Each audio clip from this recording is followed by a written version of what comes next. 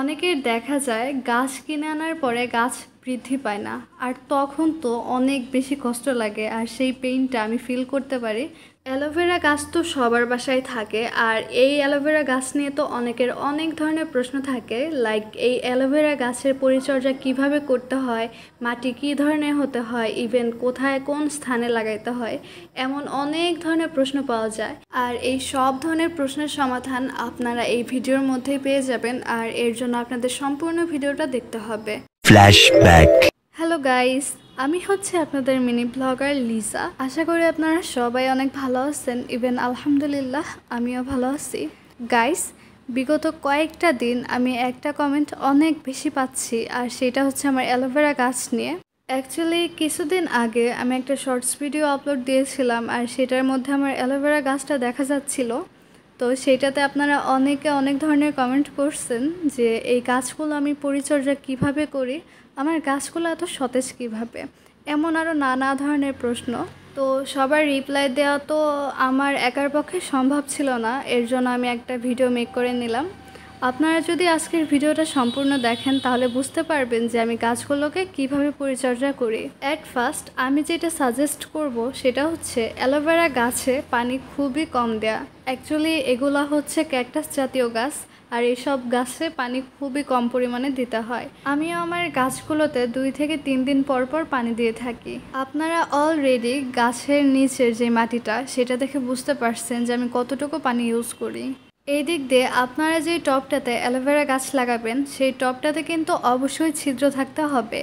ছিদ্র না থাকলে পানি কিন্তু বের হয়ে যেতে পারবে না, আর তখন অতিরিক্ত পানি থেকে গাছের শিকড়গুলো নষ্ট হয়ে যাবে। আর ছিদ্রগুলোর ওপরে অবশ্যই খোয়া বা ছোট ছোট কণা দিয়ে দিতে হবে। গাছ লাগানোর মাটির ক্ষেত্রে আমি শুধুমাত্র জৈব সারটা ব্যবহার করি, বাড়তি কোনো রাসায়নিক সার ব্যবহার করি না। একদম ন্যাচারালভাবেই আমি মাটিগুলো রেডি করে থাকি।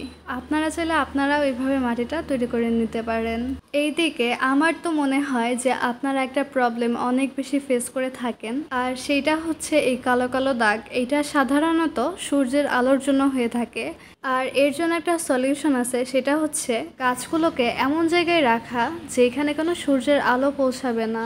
আমার এই পাশের গাছগুলো তো মাশাআল্লাহ দিলে অনেক বেশি সুন্দর, আর এইখানে কোনো পাতায় আপনারা কালো কোনো দাগ দেখতে পাবেন না, কারণ এইখানে সূর্যের আলো একদমই পৌঁছাতে পারে না।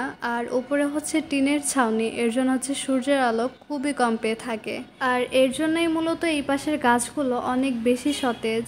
আমার অ্যালোভেরা গাছগুলোর আশেপাশে যদিও অনেক বাচ্চা হয়ে গেছে, মানে ছোট ছোট আরও অ্যালোভেরা গাছ অনেক হয়েছে, এগুলো উঠিয়ে নিয়ে অন্য জায়গায় লাগাতে হবে, না হলে দেখা যাবে যে আমার বড় বড় গাছগুলো বৃদ্ধি পাবে না। আমার এই পাশের অ্যালোভেরা গাছের আশেপাশে আমি কোনো ছোট গাছ রাখি নাই, কারণ ছোট ছোট গাছ থাকলে বড় বড় গাছগুলো সহজে বৃদ্ধি পায় না। এর জন্য হচ্ছে আমি গাছগুলো উঠিয়ে নিই যাতে করে আমার বড় বড় গাছগুলো বৃদ্ধি পেয়ে থাকে।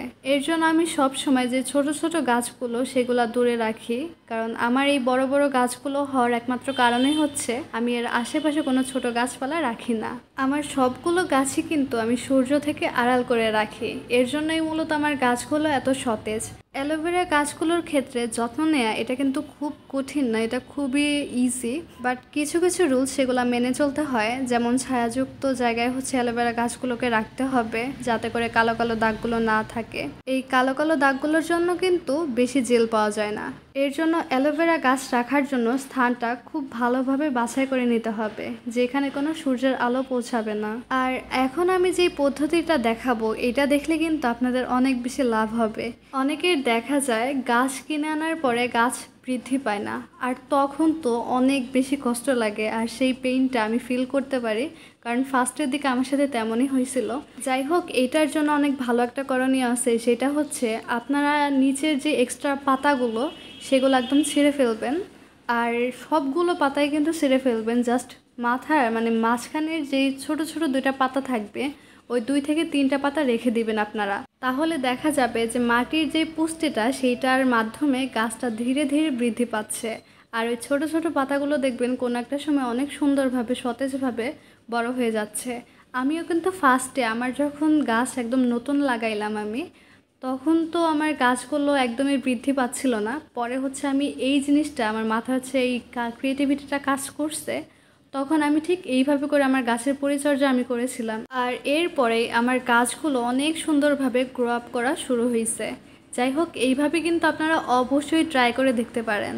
আপনারা কিন্তু একটা কিছু দেখতে পাচ্ছেন, সেটা হচ্ছে আমি কিন্তু 2 থেকে 3টা পাতা রেখে দিয়েছি, আর এগুলাই দেখা যাবে যে কোনো একটা সময় অনেক সুন্দরভাবে গ্রো আপ হয়েছে। তো গাইস, আমি কিন্তু আমার গাছগুলোতে কোনো রাসায়নিক সার ব্যবহার না করে এত সুন্দরভাবে গ্রো আপ করতে পারছি।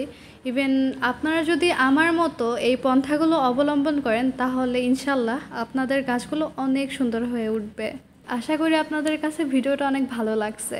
আর আপনাদের কাছে যদি কোনো প্রশ্ন থেকে থাকে, তাহলে কমেন্ট বক্সে অবশ্যই জানিয়ে দিবেন। সো গাইস, আজ এই পর্যন্তই। কাল দেখা হবে। আল্লাহ হাফেজ।